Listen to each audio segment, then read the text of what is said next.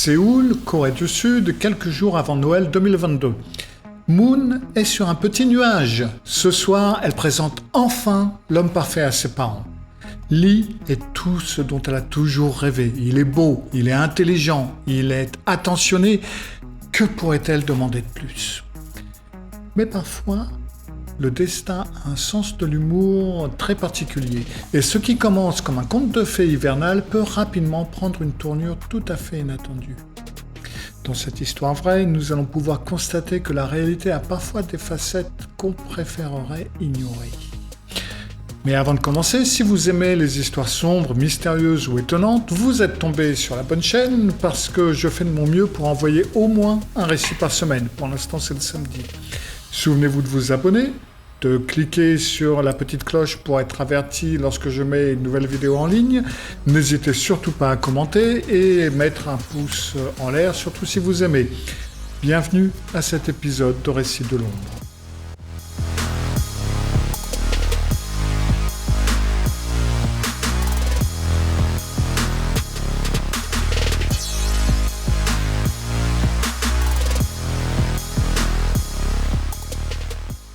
Dans les faubourgs animés de Séoul, en cette soirée du 20 décembre 2022, se trame une histoire qui va marquer à jamais la vie de Moon Soo-ho, qui est une jeune femme pleine d'espoir et pleine d'amour. Le décor est planté dans un restaurant barbecue coréen où l'odeur alléchante des grillades se mêle à l'excitation palpable qui émane de notre protagoniste. Moon, assis à une table pour 4, ne peut s'empêcher de jeter des regards furtifs à sa montre. Son cœur bat la chamade, non pas à cause du menu alléchant qui s'étale devant elle, mais en prévision de la rencontre imminente entre l'homme qui fait chavirer son cœur et ses parents. Lee Ki-yong est son compagnon depuis plusieurs mois, a orchestré cette soirée avec une finesse qui ne cesse d'impressionner Moon. Tout en observant Lee de l'autre côté de la table, Moon ne peut réprimer un sourire. Comment est-ce que ses parents pourraient-ils ne pas tomber sous le charme de cet homme fantastique ? Lee, il a 32 ans, c'est un vétéran de l'armée, c'est un statut qui, en Corée du Sud, commande le respect. Ses récits de service militaire parsemés d'anecdotes à la fois palpitantes et touchantes ne manquent jamais de captiver son auditoire. Mais Lee n'est pas qu'un simple soldat, non. Cet homme incarne le rêve de tous parents pour leur fille. Son physique avantageux n'a d'égal que son éducation raffinée. Il est issu d'une famille très influente. Lee aurait pu se complaire dans l'arrogance que confère souvent la richesse, mais pourtant c'est tout à fait le contraire. Il est modeste et sa gentillesse rayonne autour de lui et fait de lui un être très rare et précieux. Le grand-père de Lee, qui est propriétaire de l'immeuble où réside son petit-fils, n'est qu'un exemple parmi tant d'autres de l'influence considérable de cette famille en Corée du Sud. Mais Lee, loin de se reposer sur ses lauriers familiaux, pourrait-on dire, a dû se forger sa propre personnalité. Il a fait lui-même sa carrière, il est empreint d'humilité et de compassion. D'ailleurs, il y en a pour preuve de son amour pour les animaux, ce qui en particulier touche Moon et beaucoup d'autres personnes. Lee a ouvert son cœur et son foyer à un chien et à 3 chats. Il les chérit comme des membres à part entière de sa famille. Et cette tendresse pour les créatures les plus vulnérables ne fait que renforcer l'image du partenaire idéal qu'il incarne aux yeux de Moon. Soudain, le regard de Moon s'illumine. Ses parents franchissent le seuil du restaurant, scrutent la salle à la recherche de leur fille. Moon se lève, elle agite un peu la main pour attirer leur attention. Le moment tant attendu est enfin arrivé. Les présentations se font dans une atmosphère plus que chaleureuse. Lee a une aisance tout à fait naturelle, il prend les devants, il s'empare du menu et sans hésitation commande des boissons les plus raffinées et les viandes les plus succulentes. Alors son geste, ça n'est pas une démonstration de richesse, elle témoigne plutôt du désir de faire de cette soirée un moment vraiment inoubliable pour tous. C'est vraiment pas pour se mettre en avant. La conversation s'engage, elle est fluide, elle est animée. Lee partage avec le père de Moon des anecdotes de son service militaire.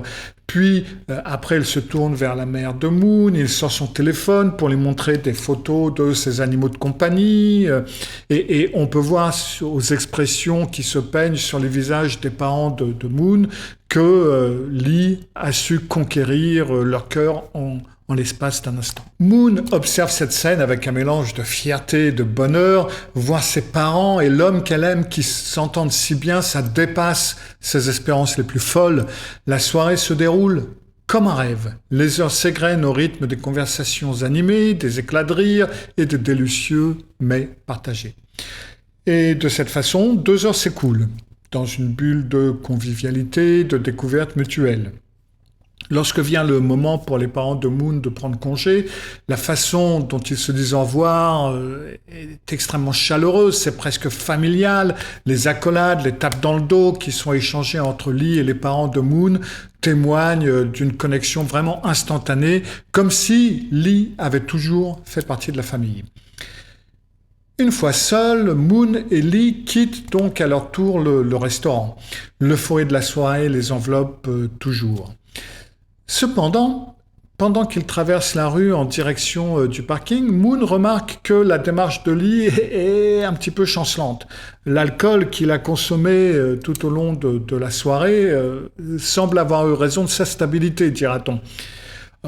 Elle n'est pas contrariée de cette découverte, parce que Moon, au contraire, elle ne peut pas s'empêcher d'admirer la maîtrise dont Lee a fait preuve durant toute la soirée. Malgré son état, il a pu maintenir une façade impeccable et il a pu vraiment démontrer son charisme et son self-control. Néanmoins, la raison l'emporte sur l'admiration, pourra-t-on dire, et Moon est un petit peu soucieuse de sa sécurité et elle décide d'intervenir alors qu'ils atteignent la voiture de Lee. Et avec douceur et tact, elle lui suggère en fin de compte de laisser la voiture ici et d'appeler un taxi. Et dit, écoute Lee, mon amour, mon chéri, je pense vraiment qu'il vaut mieux qu'on prenne un taxi pour rentrer parce que tu habilles quand même pas mal ce soir. Lee, sur la défensive, lui répond, non mais quoi, mais tu insinues que je suis pas capable de conduire? Non, pas du tout, c'est juste par précaution, la soirée s'est si bien passée, ce serait dommage de prendre des risques maintenant, mon amour. Des risques? Mais j'ai organisé ce dîner parfait, j'ai charmé tes parents et maintenant tu me traites comme si j'étais irresponsable. Mais non, Lee, c'est pas ce que je voulais dire. Je m'inquiète juste pour nous. Mais tu sais quoi, moi j'en ai assez. Si t'as pas confiance en moi, juste pour ça, comment est-ce que tu peux avoir confiance en moi pour quoi que ce soit? Non mais Lee, calme-toi, tu penses pas ce que tu dis. Oh que si, je pense ce que je dis. Toi et moi, c'est terminé, Moon. Tu trouves ton taxi et tu rentres. Et dans un geste théâtral, Lee annonce la fin de leur relation avant de tourner les talons et disparaître dans la nuit à la recherche d'un taxi. Moon reste là, figé, totalement incapable de comprendre comment la soirée a pu basculer si brutalement de l'un à l'autre. Le choc laisse place à une profonde tristesse, alors qu'elle réalise l'ampleur de ce qui vient de se passer. Dans un état second, elle à son tour un taxi et elle rentre chez elle, le cœur lourd. Une fois dans l'intimité de sa chambre, Moon laisse libre cours à son chagrin, les larmes coulent, ininterrompues, jusqu'à ce que l'épuisement la plonge dans un sommeil agité. Mais le destin, parfois, réserve des surprises, des fois mauvaises et des fois bonnes. Au petit matin, alors que Moon émerge péniblement de sa nuit tourmentée et un petit peu trop courte, il y a des coups qui résonnent à la porte d'entrée. Encore engourdie par le sommeil et le chagrin, elle se traîne jusqu'à la porte pour l'ouvrir et là, devant elle, se tient un livreur qui porte un bouquet de roses si imposant qu'il en cache presque le visage du livreur. Elle est intriguée, légèrement désorientée. Moon prend délicatement le bouquet d'entre ses mains et ses doigts tremblants trouvent rapidement une petite carte qui est nichée parmi les pétales. Le cœur battant, elle ouvre la petite enveloppe et en extrait la carte. Les mots de Lee dansent devant ses yeux. « Mon amour, accepte ces roses en guise d'excuse. La nuit dernière ne s'est pas très bien passée. Je suis vraiment désolé. S'il te plaît, viens dîner avec moi ce soir. » Ces quelques lignes agissent comme un baume sur le cœur meurtri de Moon. Sans hésiter, elle saisit son téléphone et compose le numéro de Lee. Lee lui répond d'une voix hésitante, « Allô ?» Et Moon lui dit, « Lee, c'est moi, J'ai reçu tes fleurs. Oh, Moon, je suis tellement désolé pour hier soir. Je sais vraiment pas ce qui m'a pris. Tu sais quoi, mon amour? Je te pardonne. C'est vrai? Vraiment, tu me pardonnes? Oui, écoute, de l'eau a coulé sous les ponts, mes parents t'ont adoré, et ils n'ont aucune idée de la dispute que nous avons eue de toute façon. Alors, nous deux, c'est pas fini. Non, mon amour, c'est pas fini. On laisse ça derrière nous et on continue à être ensemble. Oh, tu peux pas savoir à quel point ça me fait plaisir d'entendre ça, Moon. Je te promets, je vais me rattraper. Mais t'as pas besoin de te rattraper, Lee. Je veux juste qu'on soit ensemble. D'accord, d'accord. Qu'est-ce que tu dirais d'un dîner ce soir? J'ai quelque chose de très spécial en tête. Moon sourit et j'en serais ravi, Lee. J'en serais ravi, Lee. Ainsi, ce qui aurait pu être la fin d'une belle histoire d'amour n'était en réalité que le début d'un nouveau chapitre. Moon et Lee, ayant donc surmonté cette première tempête ensemble, se préparent à affronter un avenir beaucoup plus fort et beaucoup plus uni que jamais. Le soir du 22 décembre, l'ambiance est électrique entre Moon Soo-ho et Lee Ki-young.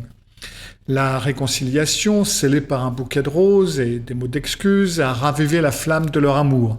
Lee, soulagé d'avoir reconquis le cœur de Moon, ne lésine pas sur les moyens pour lui prouver son attachement et pour se faire pardonner. Ce soir-là, le couple se retrouve dans un restaurant huppé de Séoul. Il y a des lumières tamisées, le tintement délicat des couverts en argent et le murmure feutré des conversations créent une atmosphère tout à fait propice aux confidences. Lee a réservé la meilleure table, ça qui offre une vue imprenable sur les lumières scintillantes de la ville. Moon est vêtue d'une robe de soirée qui souligne sa silhouette gracile. Elle ne peut s'empêcher de sourire face aux attentions de son compagnon.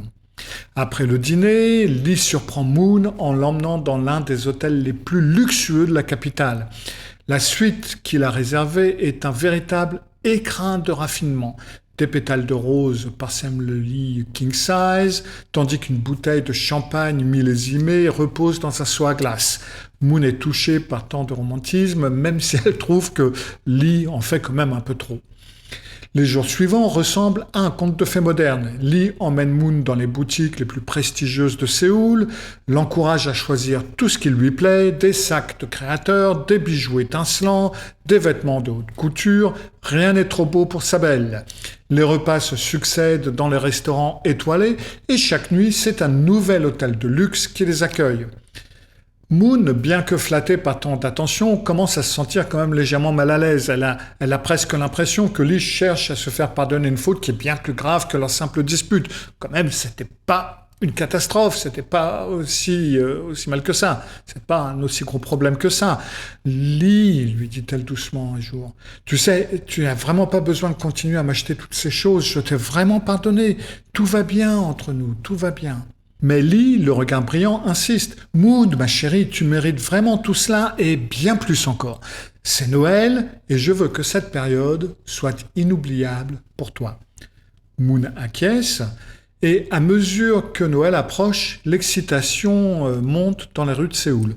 Alors, à Séoul, en Corée du Sud, contrairement aux pays occidentaux où Noël est une fête familiale, de paix, etc., en Corée du Sud, c'est plutôt une célébration pour les couples. C'est presque plutôt comme la Saint-Valentin plutôt que Noël. Les vitrines des magasins regorgent de cadeaux destinés aux amoureux, les restaurants affichent des menus spéciaux couples et les couples déambulent main dans la main et profitent de l'atmosphère festive. La veille de Noël, Lee annonce à Moon qu'il a prévu un dîner exceptionnel pour le lendemain. « Moon, ma chérie, lui dit-il, j'ai une surprise exceptionnelle pour toi demain soir. »« Ah bon, vraiment? Mais qu'est-ce que c'est ?»« Ah mais si je te le dis, ce ne sera plus une surprise. Mais j'ai besoin de ton aide pour que tout soit parfait. »« Ok, bien sûr, mais que puis-je faire, mon amour, que puis-je faire ?»« Ok, est-ce que tu pourrais passer demain matin à mon appartement pour nourrir les animaux? Je serai occupé toute la journée à préparer notre soirée. »« Mais bien sûr, ça ne me dérange pas du tout. À quelle heure veux-tu que j'y aille? »« Oh, vers 11h, ça sera parfait. La clé est sous le pot de fleurs, à droite de la porte d'entrée. »« Ok, pas de problème. J'ai hâte de voir ce que tu nous prépares. »« Crois-moi, mon amour, lui répondit. Ce sera inoubliable. Merci Moon, tu es merveilleuse. Oh là là, tu me rends vraiment curieuse maintenant. À demain alors. À demain ma chérie, je t'aime. Le matin de Noël, Moon se réveille donc pleine d'excitation.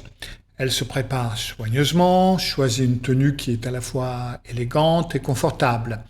Vers 11 heures, elle part et vers 11 heures, elle arrive dans l'immeuble de Lee. L'ascenseur l'amène à l'étage de son appartement et c'est en s'approchant de la porte qu'elle remarque une odeur très particulière. C'est un parfum intense, mais vraiment très intense, de rose qui emplit même le couloir, jusqu'au couloir. Le cœur de Moon s'emballe. Elle se dit « Oh là là, mon Dieu, mais Lee a dû préparer quelque chose de totalement incroyable. » Elle imagine déjà l'appartement transformé en jardin de roses, une mise en scène tout à fait romantique, tout à fait digne des plus grands films d'amour. Elle est donc devant la porte et elle hésite. L'excitation la pousse à vouloir entrer immédiatement, mais une partie d'elle veut prolonger le suspense. Donc elle décide d'appeler Lee en se disant qu'il doit être à l'intérieur, prêt à l'accueillir. Donc elle fait le téléphone, mais le téléphone de Lee sonne dans le vide, pas de réponse. Donc apparemment la surprise n'est pas dans l'appartement, donc elle se résout à utiliser la clé qui est sous le pot de fleurs. La porte s'ouvre, grince légèrement. Moon pénètre dans l'appartement, le cœur battant. Elle s'attend à une explosion de couleurs, de romantisme, mais ce qu'elle découvre la laisse sans voix. L'appartement est plongé dans une semi-obscurité oppressante. Il y a des vases qui sont remplis de roses qui sont disposés sur chaque surface disponible. Mais ce ne sont pas des fleurs fraîches et éclatantes auxquelles elle s'attendait. Non. Ce sont des roses fanées. Alors, il y en a qui sont fraîches, mais la plupart, ça va être des roses fanées avec des pétales qui brunissent, qui tombent, qui forment des tapis morbides ça et là sur le sol. L'eau dans les vases est trouble et dégage une odeur nauséabonde qui se mêle un petit peu au parfum entêtant des fleurs mourantes. Moon reste figée sur le pas de la porte, incapable de comprendre en fin de compte ce qu'elle voit. L'atmosphère est lourde, presque irrespirable. Elle appelle Lee pour le cas où, elle espère que ceci c'est peut-être une mauvaise blague, qu'il va surgir d'une pièce en riant, mais pas de réponse, seul le silence lui répond. Ses mains tremblantes cherchent son téléphone, elle recompose le numéro de Lee, mais tombe directement sur sa messagerie. L'angoisse commence à monter un petit peu en elle et forme une boule dans la gorge. Et c'est alors que les chats de Lee apparaissent en miaulant et se frottent contre ses jambes. Leur présence ramène momentanément Moon à la réalité et elle regarde leurs gamelles qui, en effet, sont totalement vides. Donc, elle se sent un petit peu coupable. Elle n'est pas venue là pour faire le ménage, mais pour nourrir les animaux. Donc, elle met un petit peu de côté son malaise pour s'occuper de ses pauvres bêtes. Moon se dirige vers la cuisine, elle ouvre les différents placards à la recherche de nourriture pour chats, mais chaque porte qu'elle ouvre ne révèle que le vide ou que des objets sans rapport avec la nourriture, avec les chats. Elle commence à paniquer, mais où est-ce que Lee peut bien ranger la nourriture pour animaux ? Elle quitte la cuisine, elle s'engage dans un couloir un petit peu sombre de l'appartement et ses yeux s'arrêtent sur un petit placard du genre de ceux où on range généralement les produits d'entretien. Peut-être est-ce là que Lee range la nourriture pour animaux. Elle saisit la poignée, elle tente de l'ouvrir et la porte résiste, comme si quelque chose la bloquait de l'intérieur. Moon commence à paniquer, mais il faut qu'elle nourrisse les chats, donc, et en plus de ça, qu'elle quitte cet appartement, parce qu'en fin de compte, elle s'y sent pas très bien. Donc, elle tire de toutes ses forces, et la porte finit par céder brusquement. Pendant une fraction de seconde, Moon fixe l'intérieur du placard sans bien comprendre ce qui se passe. Puis, l'horreur de ce qu'elle voit la frappe de plein fouet. Un hurlement déchire le silence de l'appartement et se répercute dans les couloirs de l'immeuble. Ce que Moon a découvert dans ce placard va changer sa vie à jamais et briser l'illusion d'amour parfait qu'elle entretenait avec Lee. Car derrière la façade du prince charmant se cache un secret bien plus sombre. Un secret qui va plonger Moon dans un cauchemar dont elle n'est pas prête de se réveiller. Dans les annales de la criminalité sud-coréenne, peu d'affaires auront secoué l'opinion publique autant que celle de Lee Ki-young. Alors pour comprendre ce qui s'est passé, nous allons revenir à cette soirée du 20 décembre 2022, lorsque les Moon et Lee se disputent. Après la dispute avec Moon, dans le parking du restaurant, Lee n'est pas parti comme il l'a laissé croire. Il a attendu dans l'ombre que Moon s'éloigne et prenne son taxi avant de regagner discrètement sa voiture. L'alcool coulant dans ses veines, sa vision troublée par la colère et l'amertume, Lee s'est engagé sur les routes de Séoul à pleine vitesse, inconscient du destin qui l'attendait au prochain carrefour. Et au prochain carrefour, il y a eu un choc brutal, mais pas dévastateur. Lee, avec sa voiture, a percuté la voiture d'un chauffeur de taxi. Alors pour la plupart des gens, un tel accident est l'occasion généralement de faire amende honorable, de faire un constat, d'appeler les autorités et d'assumer ses responsabilités. Mais Lee n'est pas la plupart des gens, parce que son passé le rattrapait. 9 ans plus tôt, alors qu'il servait dans l'armée, Lee avait déjà goûté à l'amertume de la prison pour conduite en état d'ivresse. Les années suivantes n'avaient pas apporté la sagesse escomptée, 2018, 2019, 2 nouvelles arrestations pour le même délit. Et Lee savait que cette fois-ci, s'il se faisait pincer, la justice ne serait pas clémente du tout. Avec une éloquence née du désespoir, Lee avait convaincu le chauffeur de taxi de régler l'affaire à l'amiable. Le chauffeur avait accepté, mais par contre, le problème est qu'il ne voulait pas du chèque que Lee lui présentait. Ok, lui a donc dit Lee, venez chez moi et je vous paierai cash, parce que j'ai pas de cash sur moi, c'est à la maison. Lorsque le chauffeur de taxi et Lee arrivent à l'appartement pour trouver l'argent, ils se disputent parce qu'ils ne sont pas d'accord sur combien ça va coûter pour les réparations, combien elle doit payer pour les dommages. Donc, finalement, Lee craque et il bat le chauffeur de taxi à mort avant de cacher son corps dans le placard de nettoyage du couloir de son appartement. C'est ce que Moon voit lorsqu'elle ouvre le placard, c'est le cadavre du chauffeur de taxi. Après avoir tué le chauffeur de taxi, Lee vole les cartes de crédit et le téléphone portable du chauffeur qu'il utilise pour payer tous ses dîners somptueux, ses séjours à l'hôtel et les cadeaux des jours suivants, alors qu'il est en train de gâter Moon à l'occasion de Noël. Et pendant ce temps, Lee utilise également le téléphone portable du chauffeur de taxi pour envoyer des messages à sa famille afin de les convaincre qu'il est toujours en vie et que tout se passe bien, qu'il a juste quelques petits problèmes au travail. De plus, Lee achète donc tout un tas de bouquets de roses qu'il dispose dans tout son appartement pour essayer de masquer l'odeur du cadavre qui est en décomposition dans le placard. L'enquête qui suit la découverte du corps par Moon révélera l'ampleur de la supercherie de Lee, parce que ce meurtre et l'horrible conduite en état d'ivresse de Lee ne sont pas ses seuls secrets, en fin de compte. Lee prétend venir d'une famille très riche, prospère, qui possède tous ces superbes gratte-ciel en Corée du Sud. C'est un mensonge. Lee ne vient pas d'une famille prospère, il n'a pas d'argent du tout.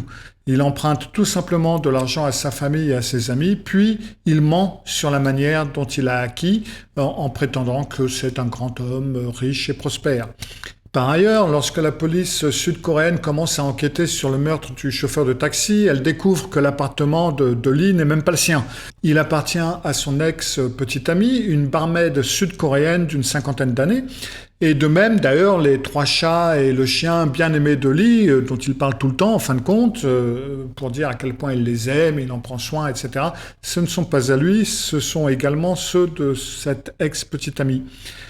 Et alors que donc la police poursuit son enquête sur le meurtre du chauffeur de taxi et découvre un petit peu tout ça, elle finit par trouver des traces de sang qui appartiennent à l'ex-petite amie de Lee à l'intérieur de l'appartement. Et il découvre que Lee a assassiné son ex-petite amie, volé son appartement, volé ses animaux de compagnie et même pris son téléphone portable. Et à ce jour, il envoie encore et toujours des messages à sa famille pour essayer de les convaincre qu'elle est toujours en vie, alors que personne ne l'a vue et personne n'a la moindre idée de ce qui lui est arrivé. Donc Lee est finalement arrêté pour 2 chefs d'accusation de meurtre, enfin d'assassinat, et il avoue rapidement avoir tué le chauffeur de taxi et son ex-petite amie.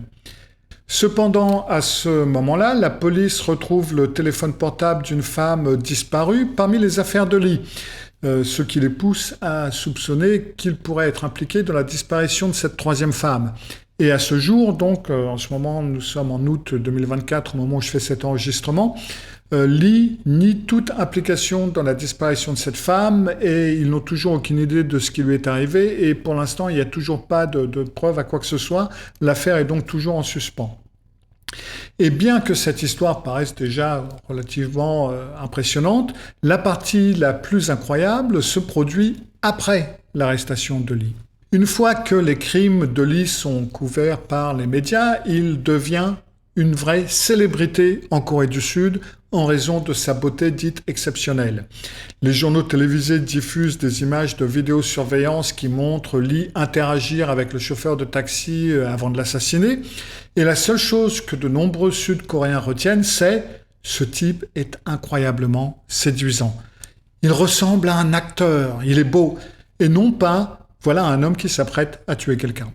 En fait, Lee devient si populaire en Corée en raison de sa beauté qu'on craint que Moon, son ex-petite amie, ne devienne une cible car les fans de Lee pourraient lui reprocher d'avoir mis leur bien-aimé Lee, ce superbe homme, en prison et risquent de tenter de l'attaquer. Cependant, la police sud-coréenne a fait un excellent travail pour masquer l'identité de Moon et à ce jour, on pense qu'elle est toujours en sécurité. Alors, pour plus de clarté, Moon, et le nom de famille que j'ai utilisé, c'est pas son vrai nom du tout. Il s'agit d'un pseudonyme qui a été utilisé pour protéger son identité. Et donc finalement, beau ou pas beau, Lee est condamné à la prison à vie, à perpétuité pour ces deux meurtres. Et en Corée du Sud, perpétuité, ça veut dire perpétuité, c'est jusqu'à la mort. Et pour Moon, dont la vie a basculé ce matin de Noël, le chemin vers la guérison sera sûrement relativement long, mais son histoire, aussi tragique soit-elle, servira peut-être d'avertissement et vous rappellera que l'amour, aussi fort soit-il, ne doit jamais vous aveugler au point de ne plus voir les signaux d'alarme et les voyants rouges dont je parle régulièrement dans mes webinaires sur le narcissisme que vous pouvez trouver sur mon autre chaîne. Ainsi s'achève le récit de Lee Ki-young, un homme dont la beauté extérieure n'avait d'égal que la noirceur de son âme. Et j'espère que vous avez aimé cette histoire. Surtout si vous aimez, souvenez-vous de mettre un pouce en l'air, souvenez-vous de vous abonner si ce n'est pas déjà fait, et de cliquer sur la cloche pour être averti. Quant à moi, je vous retrouve la semaine prochaine pour une autre histoire, un autre récit de l'ombre. À bientôt.